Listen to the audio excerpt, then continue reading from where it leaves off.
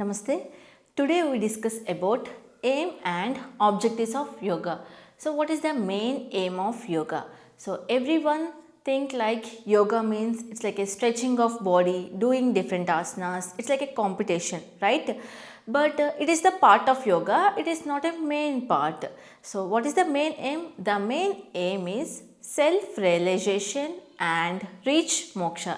We all are suffering with illness, laziness and bondage.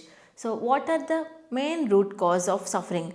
So the main root cause of suffering is kleshas. So what are the kleshas? So kleshas are 5 types, that is avidya, ashmita, raga, dvesha, abhinivesha. Avidya, ignorance; ashmita, egoism; raga, attachment; dvesha, hatred or dislike; abhinivesha, fear of death. These 5 are the reasons for suffering. So how to overcome these 5 kleshas? So through the disciplined practice of yoga, we all are overcome these 5 kleshas and reach moksha. So that is the main aim of yoga. Objectives of yoga. So there are many objectives, mainly 5 is there, that is physical, mental, emotional, spiritual growth and holistic integration. So for physical health and well-being, so regular practice of asanas gives strength to the body, gives flexibility, balance and improves posture and gives immunity. So when body becomes strong and stable, it becomes like a perfect instrument for the highest spiritual growth. The second one is mental clarity and focus. Yoga is not only for exercise, right? It is for mind also, mind training. So through pranayama and meditation, yoga reduces stress and anxiety. It improves concentration and memory. It creates calmness and mental stability. A calm mind leads to better decision and peaceful living. The next one is emotional balance and resilience. So, regulation of emotions. So, how we can regulate our emotions?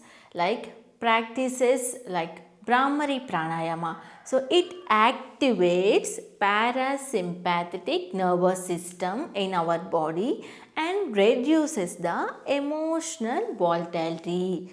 And practices like loving kindness meditation gives positive emotional stress. And one more practice is vairagya and acceptance. It reduces inner confusion. The next one is spiritual growth.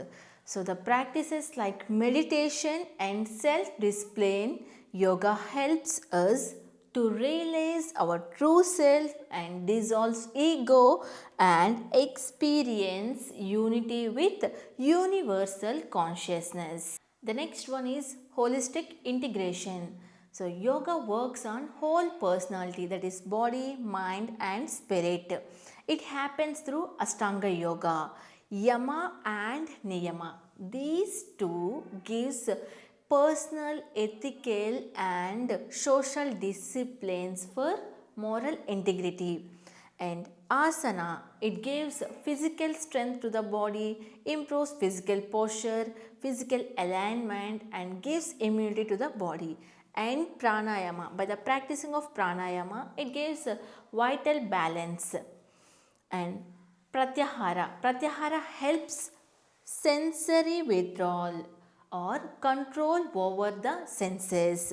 Dharana increases the concentration and focus.